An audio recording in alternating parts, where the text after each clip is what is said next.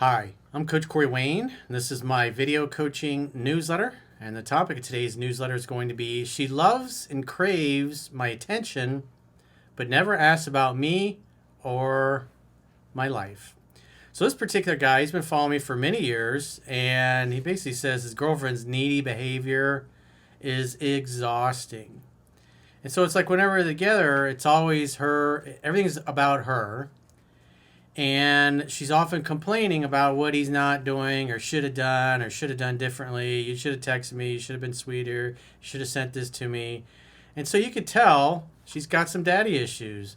So she grew up, clearly didn't get enough strokes from mommy and daddy.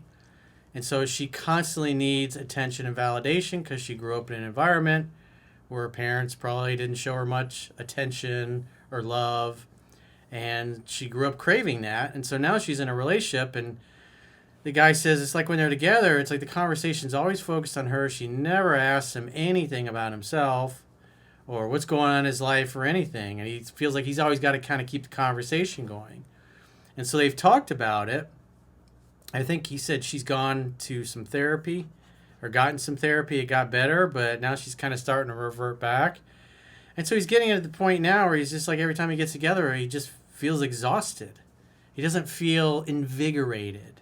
Even though the sex is good, she's feminine, she's submissive, she cooks, shares his religion.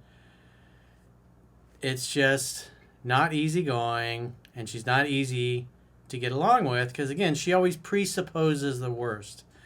Because the needy person didn't get enough love and attention, and it happened for so many years when they were a child that they just assume that's the way life is. And so if you don't hear from somebody soon enough, or they don't appear to be as affectionate as you want them to be, or they don't seem to care as much, they assume you don't care about them because they grew up feeling like nobody gave a shit about them.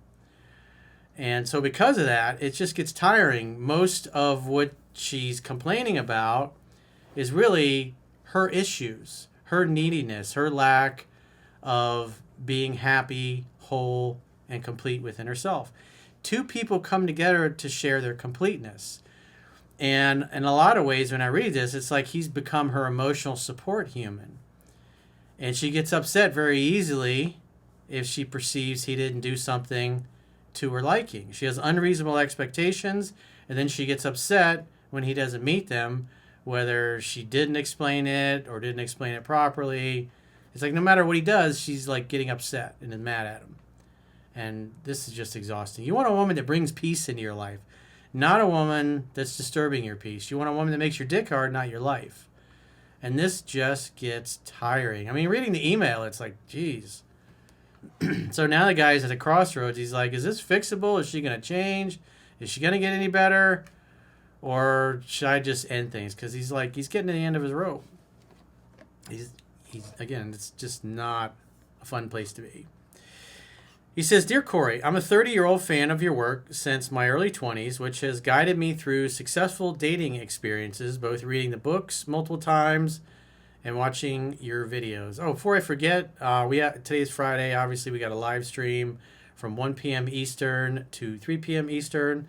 So if you guys got questions for myself, Chunky, and the girls, you can present them to YouTube. So just if you go to my YouTube channel at Coach Corey Wayne and click the live tab, and then you just scroll down and select today's live stream and click on it. You can have it notify you, or you can just tune in at 1 p.m. Eastern Standard Time. Same time zone as Miami and New York.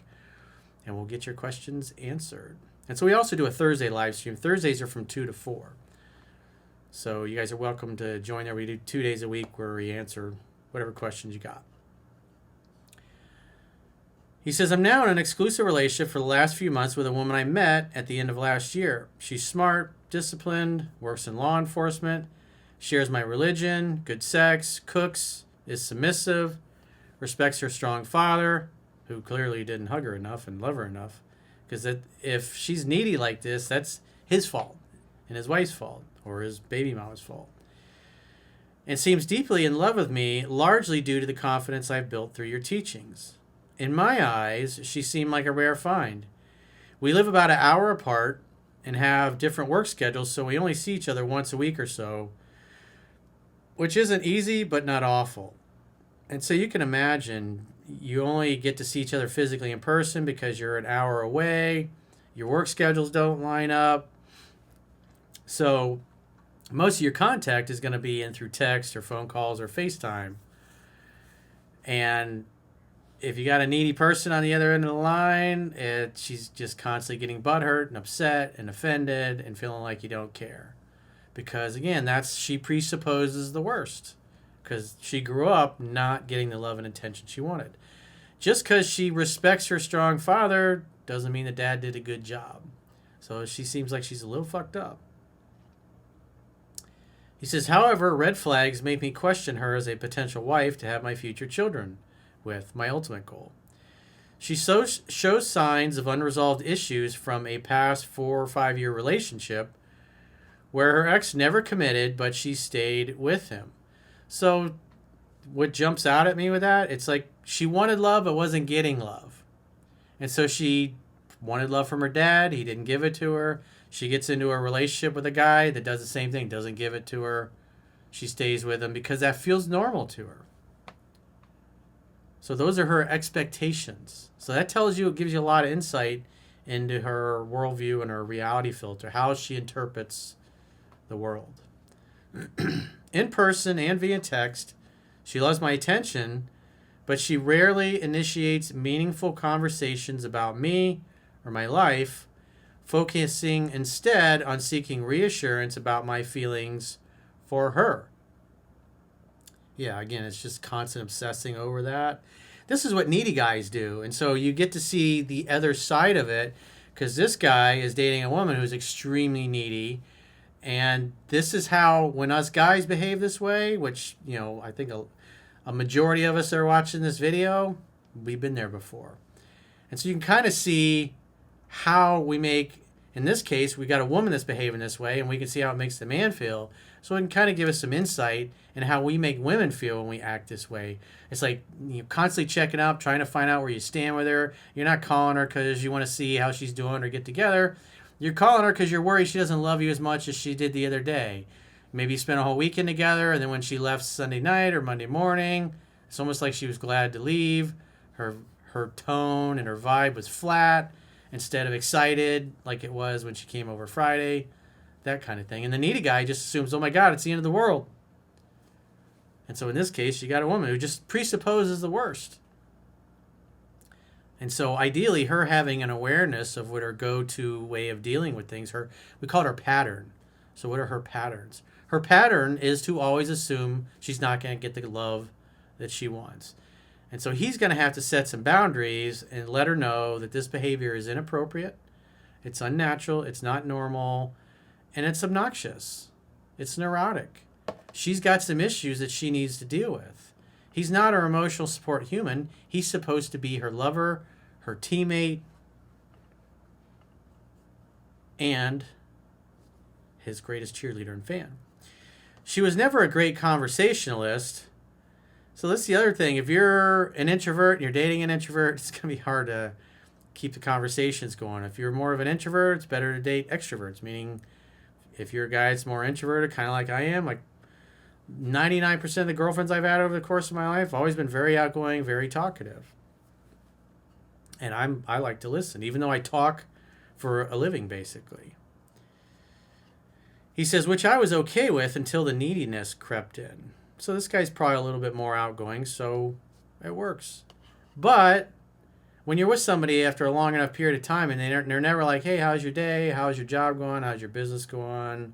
How's things with your mom or your dad? Because again, she's seeking the love that she didn't get, so she's always focused and looking out for what she's not receiving. And then getting upset at him because he's not giving her what she wants. But it's tiring for him because it's like no matter how much I give, no matter how much I reassure I love her and I care about her, she still assumes that I don't care. And again, that's just tiring. Because he's trying to soothe her ego. He's trying to smooth over the fact that she didn't get enough hugs and I love yous from mom and dad. When we're together, her effort to ask me questions is almost non-existent.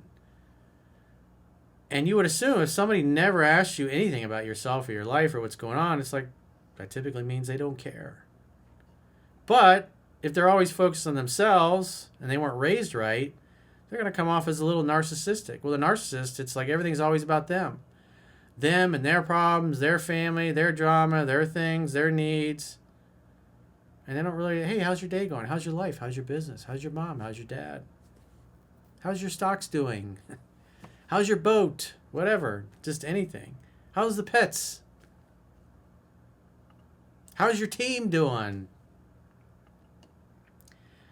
And I lead nearly all conversations, which is becoming exhausting. Yeah, it's going to feel like it's one-sided. Remember, two people come together to share their completeness, not to complete one another. And you can tell she's kind of looking to him to kind of complete her. I've mentioned this multiple times, but nothing has changed. And now I'm starting to feel bad, like I'm attempting to change her. Early on, she seemed to try harder and ask me more, but now our conversations are often her joking comments about me not liking her or something along those lines. So the next time she does something like this, you got to say, honey, I love you. We've talked about this many times, but this shit needs to stop. These jokes and these backhanded insults about me not loving you and me not caring about you, where that comes from is you didn't get enough hugs from your mom and dad and I love yous from your mom and dad when you were a little girl growing up. So you're a little fucked up. You're a little wounded. And you need to work on that. Two people come together in a relationship to give.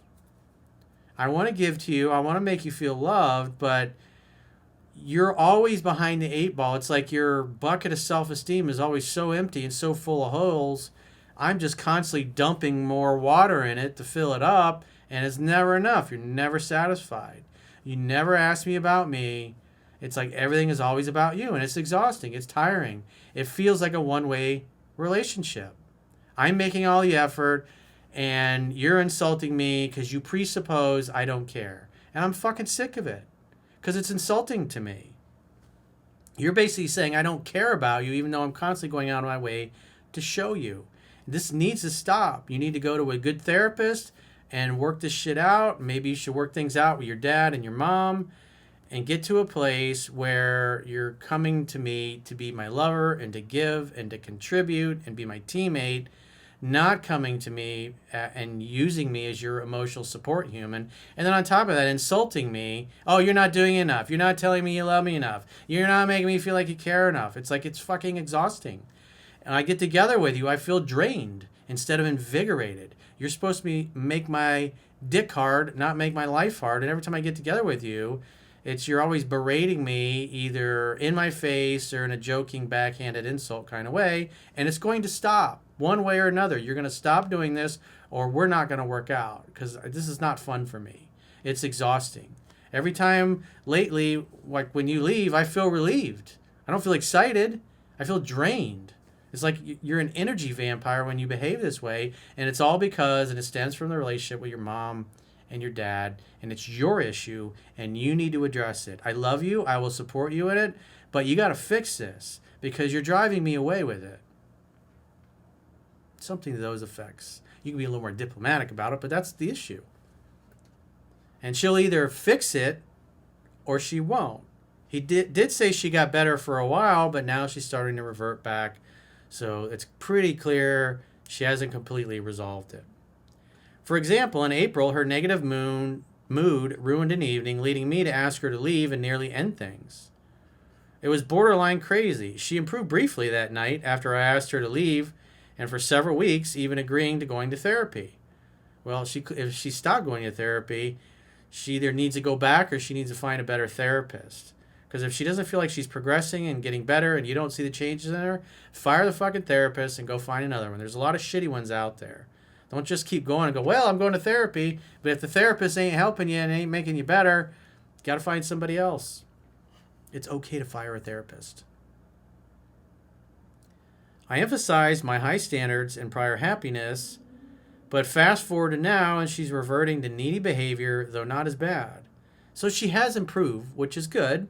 So that means there's hope, but we're not there yet. She's not doing enough. She needs to do more. She needs to stop coming to you and blaming you for the fact that mom and dad didn't love her properly. Another example, she gets upset over minor things like me complimenting my brother's fiance's cooking, which is crazy. So, again, she supposes, oh, you like her cooking better than you like my cooking. Because, again, she didn't get enough hugs and I love you as a little girl growing up. You can feel compassion for her, but she needs to fucking fix this. He says, which is crazy. And daily, if I don't send reassuring texts with the perfect tone or wording, it's like, yeah, that's exhausting. If she's expecting you to send good morning and good night texts and constantly send her reassurance through the day, I'd say, I'm just not going to do that anymore. I'm going to do it when I want to, when I feel like it, when it's impulsive and it's random. Because otherwise, I feel like a fucking robot. I'm reaching out to tell you these things so you don't get upset because of your childhood issues and your childhood trauma you haven't dealt with properly yet. And it's like, it doesn't feel natural. I don't like it. And on top of that, when we get together, you never ask me anything about myself. It's like you don't even care. You're so focused on you and what you're not getting. It's like you don't even think about what you're doing for me and what you're contributing to my life. I should feel invigorated when we're together, not fucking drained. He says, this constant need for validation feels like fishing rather than building a genuine connection. I'm with you, dude. Despite my clear communication about its importance. In fact, most of our text exchanges are about me not saying or doing something to her liking. Well, the other thing is, instead of her, you got to say the other thing is, stop sending me texts and fucking complaining about what I'm doing. If you're upset about something, then let's talk about it next time we get together in person. Because that's fucking draining. It's the type of thing, I see your name pop up, I'm like, oh, what's she upset about now? It's like, I'm not dealing with that anymore. You got to fix yourself. Remember what Jim Rohn said.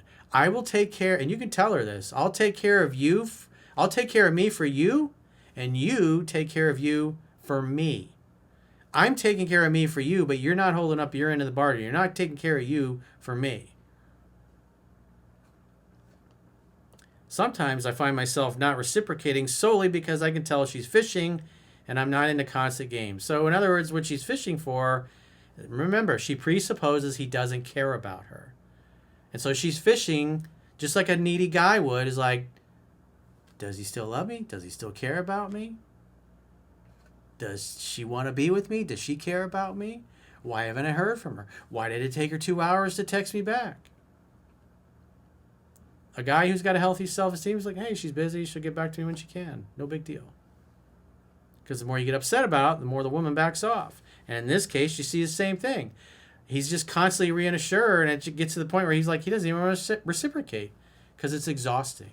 And so, again, this is such a great email because you can really see how a needy guy makes a woman feel, because now you got the woman behaving that way, and it's making the guy feel the same way.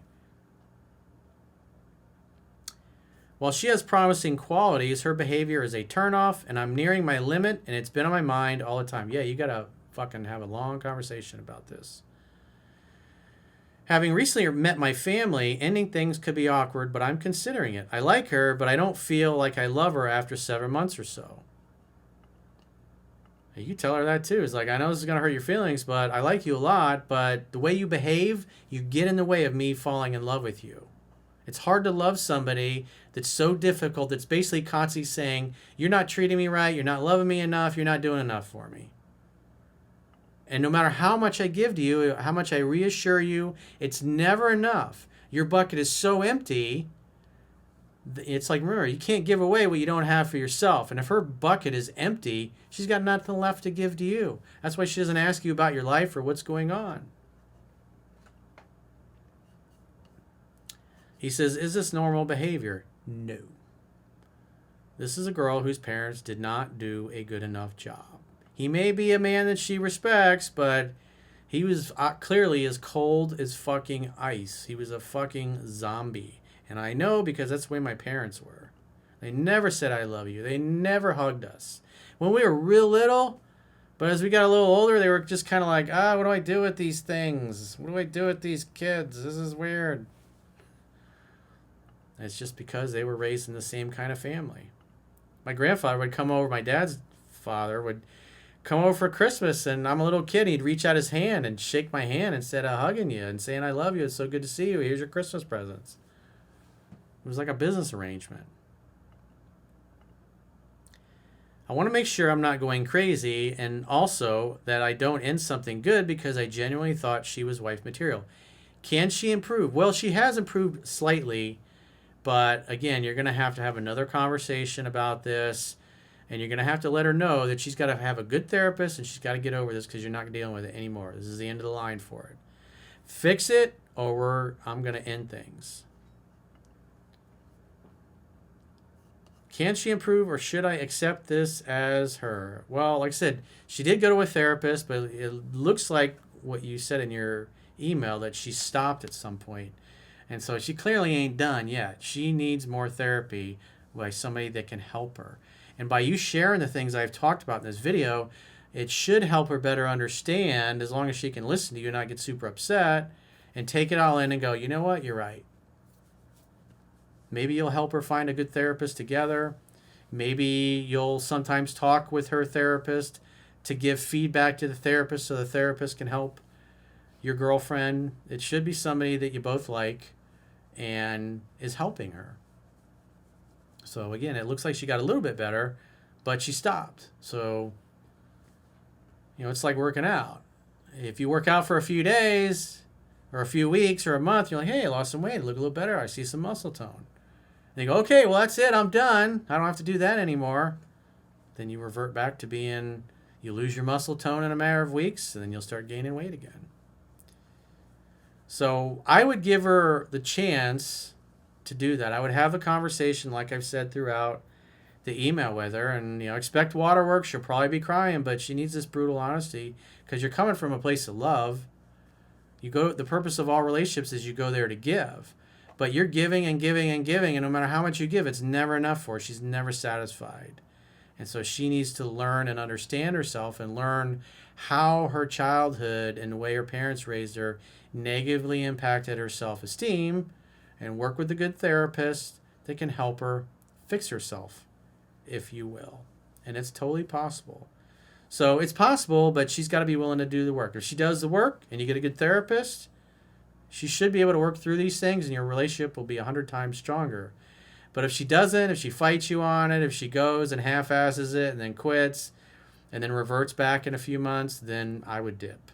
I'd give it 90 days, and you could even tell her, it's like, I'll give it 90 days. Well, let's see how it goes. If you make the effort, again, just like Jim Rohn said, I'll take care of me for you, and you take care of you for me. And right now, she's not holding up her end of the bargain. She's not taking care of herself well enough to be a good girlfriend, partner, and teammate for you. Because again, she's basically got a fucking energy vampire. You're trying to make up for what her parents didn't do successfully. So good luck with that one, dude. It's possible. But, you look at what she got, a bottom line her actions and what she does, not what she says. So if you got a question or challenge and you want to get my help, go to understandingrelationships.com, click the products tab at the top of your screen on any page of my website, and book a coaching session with yours truly. If you guys haven't already signed up for our paying exclusive members only content, in the video description of this video, there are links to join on YouTube, or you can join on Spotify or our website, understandingrelationships.com. And when you get to the website, just click the plans tab or click the link that'll take you right to the plans tab that's in the video description.